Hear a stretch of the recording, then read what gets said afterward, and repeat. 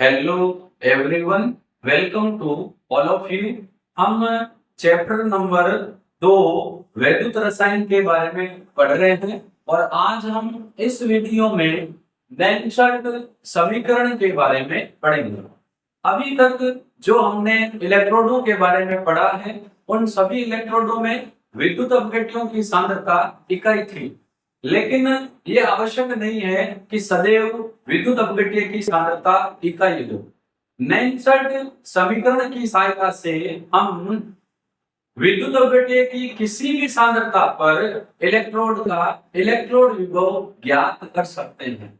नैनसर्ट ने इलेक्ट्रोड विभव व विद्युत अपघट्य की सांद्रता के मध्य संबंध हेतु एक समीकरण दिया जिसे हम नैनसर्ट समीकरण कहते हैं। तो नैनसर्ट समीकरण का जो महत्वपूर्ण यूज है वो यह है कि इसकी सहायता से हम किसी भी सांद्रता पर इलेक्ट्रोड का इलेक्ट्रोड विभव ज्ञात कर सकते हैं। तो ये मैं यहाँ नोट कर रहा हूं, नैनसर्ट समीकरण द्वारा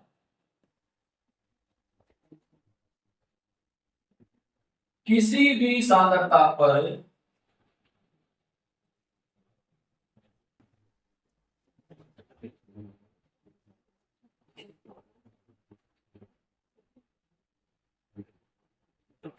इलेक्ट्रोड का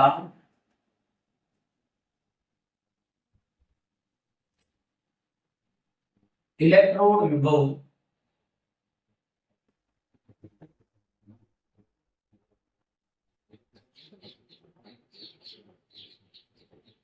ज्ञात कर सकते हैं।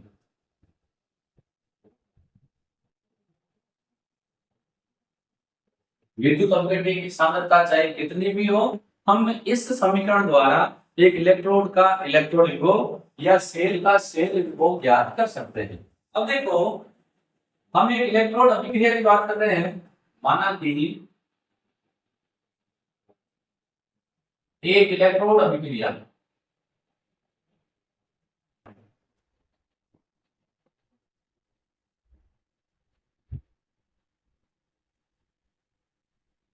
जिसमें क्या हो रहा है कि एन धातु आयन है, वो एन संख्या में इलेक्ट्रॉन ग्रहण कर धातु में बदल रहे हैं। यानी यह एक अपचयन अभिक्रिया है जिसमें धातु आयन एन संख्या में इलेक्ट्रॉन ग्रहण कर रहे हैं और वो धातु में परिवर्तित हो रहे हैं। इस अभिक्रिया हेतु या इस इलेक्ट्रॉन हेतु इस इलेक्ट्रोड के लिए विद्युत अपघट्य की किसी भी सांद्रता पर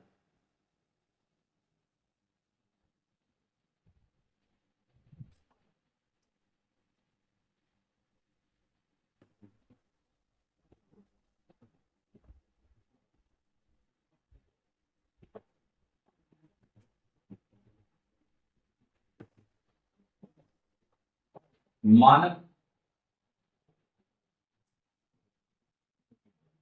हाइड्रोजन इलेक्ट्रोड के सापेक्ष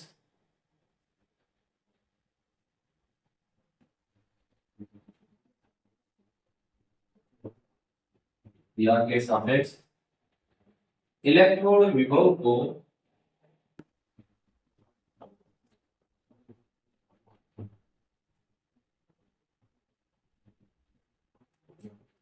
नैनसर्ट के अनुसार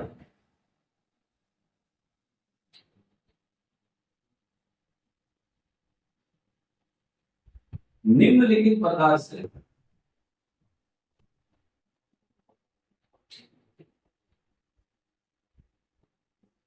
निरूपित कर सकते हैं।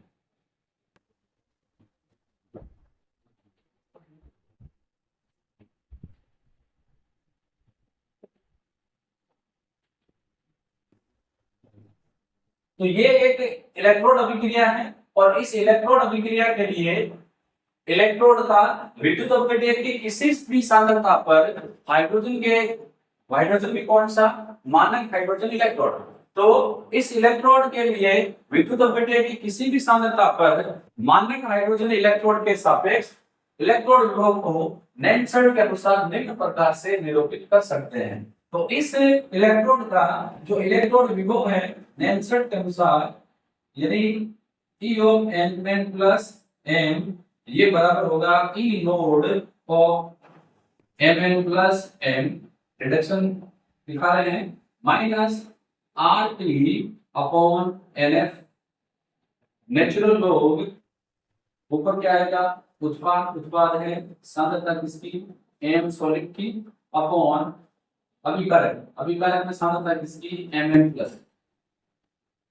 अब देखो यहाँ पर जो धातु है वो ठोस अवस्था में है, और जब धातु ठोस अवस्था में हो तो उसकी सांद्रता इकाई ली जाती है। तो अगर हम यहाँ पर वैल्यू रखेंगे इलेक्ट्रोड विभव किसका,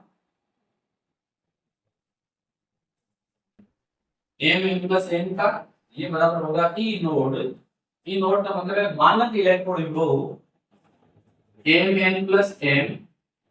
यहाँ हम रिडक्शन ही प्रदर्शित कर रहे हैं, कल भी मैंने बताया था हम यहाँ पर क्या करते हैं, रिडक्शन रिप्रेजेंट करते हैं, minus RT upon Mn natural log 1 upon Mn plus, यानी Mn प्लस आयन की सांद्रता। अब R जो होता है ये गैस नियतांक है, इसकी वैल्यू होती है 8.314 joule kelvin inverse mole inverse, और T जो है ये ताप है जिसका मान होगा 298 केल्विन, और एक है फैराडे संख्या जिसको हम लगभग मान रहे हैं 6500 किलो, और नेचुरल लॉग जो है इसको लॉग में कन्वर्ट कर रहे हैं।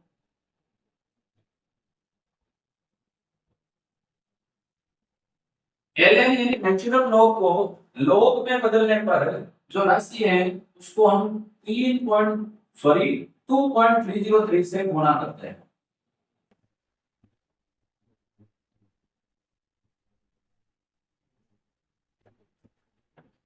तो यहां पर इस समीकरण में R T F का मान रखकर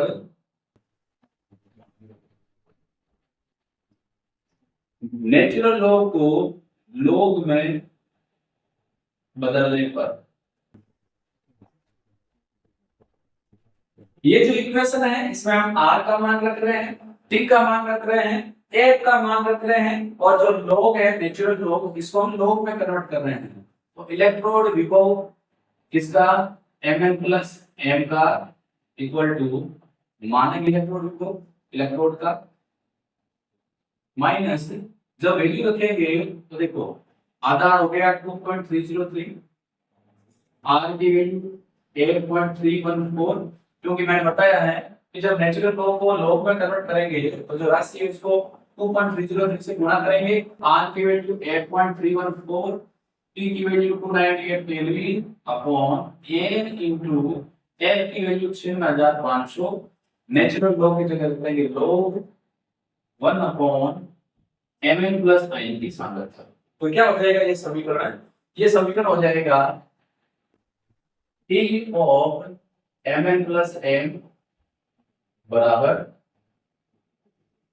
T node Mn plus M minus ये जो वैल्यू रखेंगे तो आएगा 0.059 अपॉन में क्या है N log 1 अपॉन विद्युत अपघट्य की सांद्रता Mn प्लस, यानी जो इलेक्ट्रॉन है ये जिस विलयन में डूबा है उस विलयन के विद्युत अपघट्य की सांद्रता।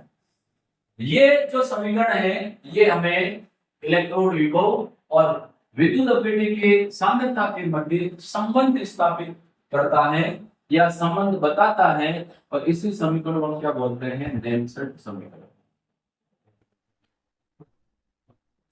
नैनसर्ड समीकरण विद्युतत्वेटी की सांद्रता और इलेक्ट्रॉन विभव के मध्य संबंध बताता है, जिसे हम नैनसट समीकरण कहते हैं। अब देखो हम इसको लेके चल रहे हैं रेडियल सेल के लिए कि किस प्रकार हम रेडियल सेल का सेल विभव नैनसट समीकरण से ज्ञात कर सकते हैं।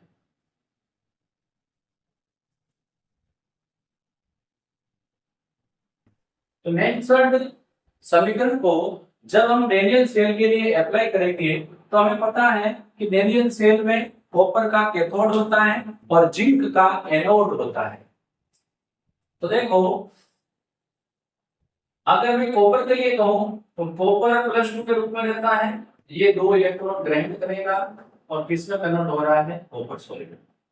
जो ये सामान्य इलेक्ट्रोड अभिक्रिया है, इसी इलेक्ट्रोड अभिक्रिया की तरह हम कॉपर और जिंक की रिएक्शन को लिखेंगे और फिर उनका इलेक्ट्रोड विभव ज्ञात करेंगे। उनका इलेक्ट्रोड विभव ज्ञात कर फिर हम रेडियल सेल का सेल विभव ज्ञात करेंगे। तो देखो लाइन ऊपर लेते हैं। अब इसके लिए जो इलेक्ट्रोड विभव है वो किसका, Cu+2 Cu का, ये बराबर होगा मानक इलेक्ट्रोड विभव Cu+2 Cu। यानी ये जो इक्वेशन है इसमें हम अप्लाई कर रहे हैं। आगे क्या है, Mn प्लस की जगह कॉपर है, आगे है 0.059 अपॉन n। ये जो n है ये एक अभिक्रिया में विनिमय किए गए इलेक्ट्रॉनों की संख्या है। आगे आएगा log 1 अपॉन m की जगह आ जाएगा Cu+2।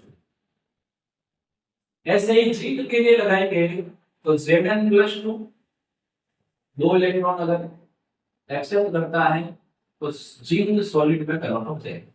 इसके लिए इलेक्ट्रोड विभव जो है, इलेक्ट्रोड विभव Zn+2 Zn का, ये बराबर हो जाएगा मानक इलेक्ट्रोड विभव Zn+2 Zn माइनस आगे क्या है 0.059 upon n log 1 upon Mn plus की जगह क्या लिख देंगे, जिंक Zn+2। तो अभी तक हमने क्या किया है, एक सामान्य इलेक्ट्रोड अभिक्रिया दी और नैनसट के अनुसार इस इलेक्ट्रोड अभिक्रिया के लिए इलेक्ट्रोड विभव जो मानक हाइड्रोजन इलेक्ट्रोड द्वारा ज्ञात किया गया है उसको हम इस समीकरण से रिप्रेजेंट कर सकते हैं। और फिर हमने एक सामान्य इक्वेशन निकाल ली जिसको हमने नाम दिया नैनसट समीकरण। इस नैनसट समीकरण को कॉपर इलेक्ट्रोड के लिए और जिंक इलेक्ट्रोड के लिए हमने अप्लाई किया।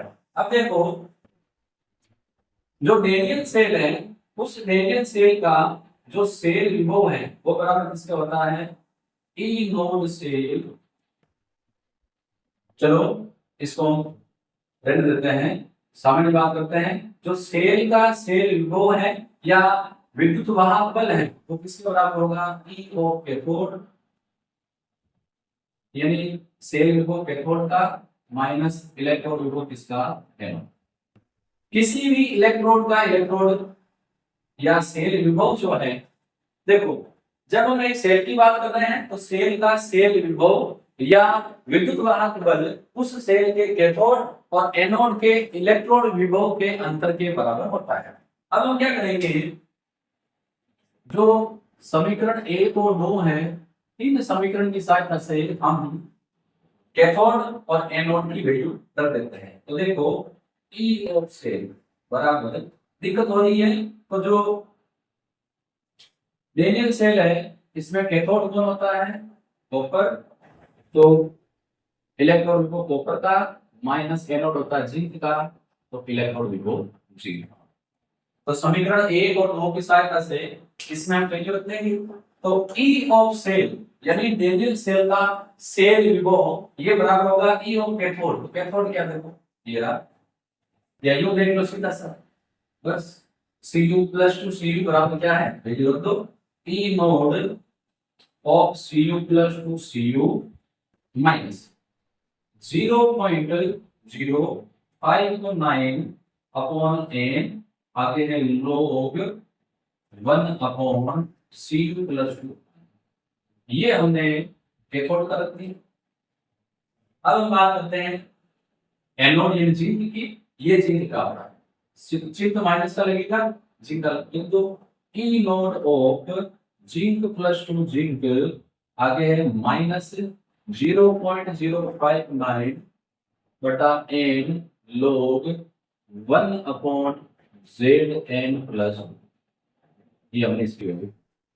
तो अभी तक हमने क्या किया है, हमने क्योंकि हम डेनियल सेल का सेल विभव ज्ञात करना चाहते हैं, तो सेल विभव बराबर होता है कैथोड का इलेक्ट्रोड विभव माइनस एनोड का इलेक्ट्रोड विभव। और हमें पता है डेनियल सेल में कैथोड कौन होता है, कॉपर, तो हमने लिख दिया कॉपर, एनोड होता है जिंक, तो जिंक। फिर हमने समीकरण 1 और 2 की सहायता से इसमें वैल्यू पुट कर दी, बस। अब देखो ये मानक इलेक्ट्रोड विभव, ये मानक इलेक्ट्रोड विभव, इनको एक साइड रखते हैं, तो बराबर ई ऑफ, यहाँ है copper plus two copper minus E node of Zn plus two Zn, real अलग ले आ गए। अब हम क्या कर रहे हैं, ये ले रहे हैं कॉमन, माइनस 0.059/n, ये ले रहे हैं हम को। तो देखो जब माइनस का कॉमन लेंगे तो पहले ये आ जाएगा log 1/Cu+2, फिर ये देखो यहाँ पर माइनस है, माइनस माइनस हो जाएगा प्लस, लेकिन आगे हमने कॉमन लिया है माइनस का, तो यहाँ साइन हो जाएगा माइनस का log 1/Zn+। तो हमने क्या किया, ये मानक इलेक्ट्रॉन विभव को एक साइड कर दिया समान राशि को, फिर हमने 0.059/n को कॉमन लिया, तो माइनस का कॉमन लिया तो पहले कॉपर वाला जाएगा, और यहाँ माइनस है, यहाँ भी माइनस, तो माइनस माइनस क्या हो जाएगा प्लस। अब ये माइनस का हमने कॉमन लिया है, तो ये प्लस वाला क्या हो जाएगा माइनस का, और ये तो हमने लिया है कॉमन, तो बचा क्या है log 1/Zn+2। अब ये को log में एक इक्वेशन होती है कि अगर ऐसा हो log x minus log y, तो इसको हम लिख सकते हैं log x बटा y, तो इसको मान लो log x, इसको हम मान लेते हैं log, तो लिख देते हैं ई सेल बराबर, इसको हम कर लेते हैं ई नोड सेल, क्योंकि ये क्या है कॉपर का मानक इलेक्ट्रोड विभव माइनस जिंक का मानक इलेक्ट्रोड विभव, तो ये हो क्या गया है, ये हो गया डेनियल सेल का मानक इलेक्ट्रोड विभव माइनस कॉमन है 0.059/n।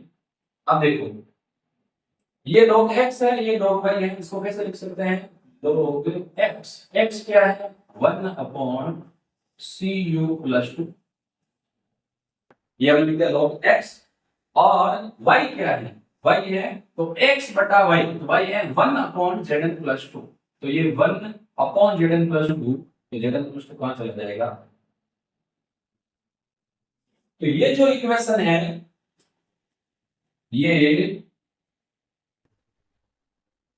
डेनियल सेल के लिए मैंसन समीकरण है।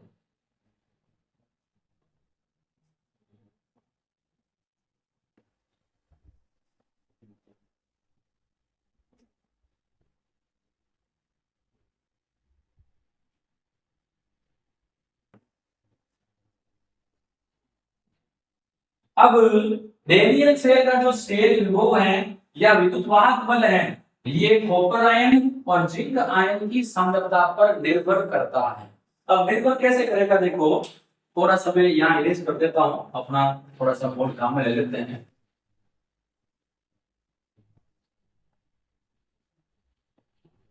बस अब देखो यदि कॉपर आयनों की सांद्रता बढ़ती है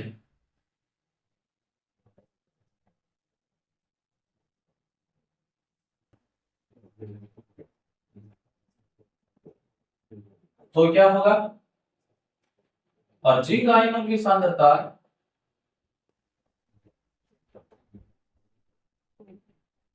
बढ़ती है तो क्या होगा। तो सबसे सिंपल तो ये है कि पहला फैक्टर ये है कि डेनियल सेल का सेल विभव कॉपर और जिंक आयनों की सांद्रता पर निर्भर करता है। अब देखो यदि कॉपर आयनों की सांद्रता बढ़ेगी, यानी ये जो डाउन साइड वाली वैल्यू बढ़ेगी, तो डाउन साइड वाली वैल्यू जब ज्यादा होगी तो ऊपर वाली वैल्यू अपने आप ही कम आएगी। कम क्यों आएगी? क्योंकि डाउन साइड वाली वैल्यू बढ़ेगी तो भाग बड़ा चलेगा, बड़ा भाग देंगे ऊपर वाली वैल्यू घटेगी। ऊपर वाली वैल्यू घटने का मतलब है ये जो पूरी की पूरी वैल्यू माइनस की इस तरफ वाली, ये पूरी की पूरी जो वैल्यू है वो घटेगी। अगर कॉपर आयनों की सांद्रता बढ़ेगी तो ये माइनस वाली पूरी वैल्यू बढ़ेगी और ई नोड सेल में से घटाएंगे। तो कहने का मतलब है ई सेल की जो वैल्यू है ई नोड सेल में से जब ज्यादा घटाएंगे तो घटेगी, अर्थात कॉपर आयनों की सांद्रता अगर बढ़ती है तो ई सेल की जो वैल्यू है वो क्या होगी?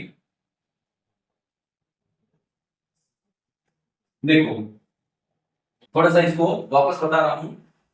यदि कॉपर आयनों की सांद्रता बढ़ेगी तो ये जो माइनस वाली वैल्यू है ये घटेगी, अर्थात ई सेल जो है इसकी वैल्यू ई नॉट सेल में से थोड़ा सा घटाने पर प्राप्त हो जाएगी, अर्थात कॉपर आयनों की सांद्रता जब बढ़ती है तो ई सेल की जो वैल्यू है वो बढ़ती।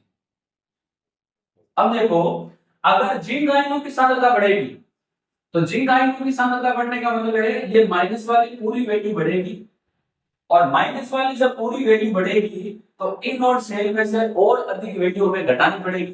तो इसमें से और अधिक वैल्यू घटाएंगे तो इस सेल की वैल्यू हमें कम प्राप्त होगी, अर्थात इस सेल की जो वैल्यू है वो क्या है? क्या इस सेल घटता है? इस सेल बढ़ता है। इसको थोड़ा वापस बताता हूं। मान लो कॉपर आयनों की सांद्रता बढ़ती है, जब ये डाउन साइड वाली वैल्यू बढ़ेगी तो जब बड़ी संख्या का छोटी संख्या में भाग देंगे तो वैल्यू कम आएगी, और कम आने का मतलब है कि माइनस के इस तरफ ये जो पूरी की पूरी वैल्यू है इसका मान कम आएगा, और ई नोट सेल में से हम वैल्यू कम घटाएंगे इस सेल अधिक प्राप्त होगा। यदि जिंक आयनों की सांद्रता बढ़ेगी तो जिंक आयनों की सांद्रता बढ़ने का मतलब है कि माइनस की जो वैल्यू है ये बढ़ेगी, अर्थात ई सेल प्राप्त करने के लिए हमें ई नोड सेल में से अधिक मान घटाना पड़ेगा, तो ई सेल की वैल्यू घटेगी। तो इन जनरल कॉपर आयन की सांद्रता अगर बढ़ती है तो सेल विभव बढ़ता है, और यदि जिंक आयनों की सांद्रता बढ़ती है तो सेल विभव घटता है। अब हम नेल्सन समीकरण को एक जनरल रिएक्शन के लिए अप्लाई करते हैं। मान लो एक रिएक्शन है जिसमें ए संख्या में कैपिटल ए अभिकारक है और बी संख्या में कैपिटल बी अभिकारक है। ये रिएक्शन करना है सामने ने, इससे हमारे रिएक्शन की बात करें। सी संख्या में कैपिटल सी है और स्मॉल डी संख्या में कैपिटल डी है। इस रिएक्शन के लिए जो ई सेल है वो किसके बराबर होगा? E naught cell minus R D upon N F natural log सांद्रता उत्पाद की बटा सांद्रता अभिकारक।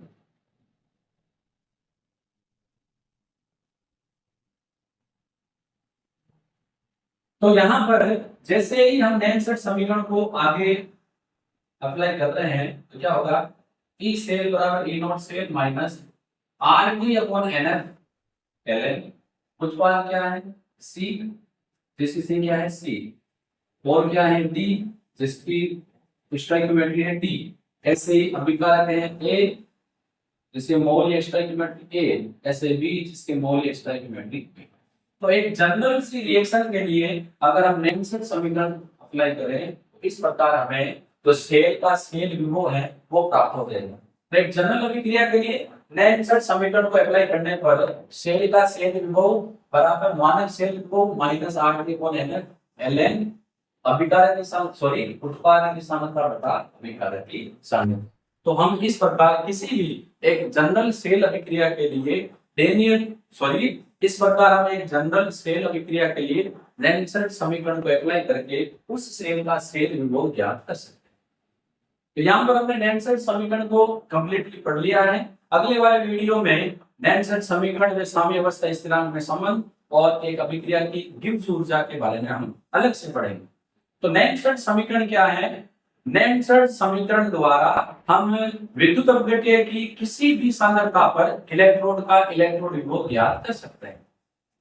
एक जनरल इलेक्ट्रोड अभिक्रिया के लिए नेल्सन के अनुसार किसी भी सांद्रता पर इलेक्ट्रॉन का मानक हाइड्रोजन इलेक्ट्रॉन द्वारा ज्ञात किया गया इलेक्ट्रॉन विभव हम किस प्रकार से दे सकते हैं? ई सेल बराबर E naught cell minus R T upon N F L N one upon M N plus. और फिर हमने जो नेक्स्ट समीकरण है इसको डेल्टा सेल के लिए अप्लाई किया और डेल्टा सेल का सेल विभव ज्ञात कर लिया।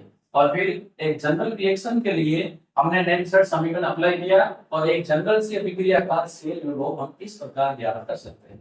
यहाँ पर जो भी उत्पाद है उसको लिखेंगे और नीचे अभिकारक की सांद्रता को लिखेंगे। अगर ठोस अवस्था में है तो चाहे अभिकारक हो चाहे उत्पाद हो उसकी सांद्रता इकाई ली जाती है। तो यहाँ पर नेक्स्ट समीकरण कंप्लीट होता है। हम फिर मिलेंगे। धन्यवाद।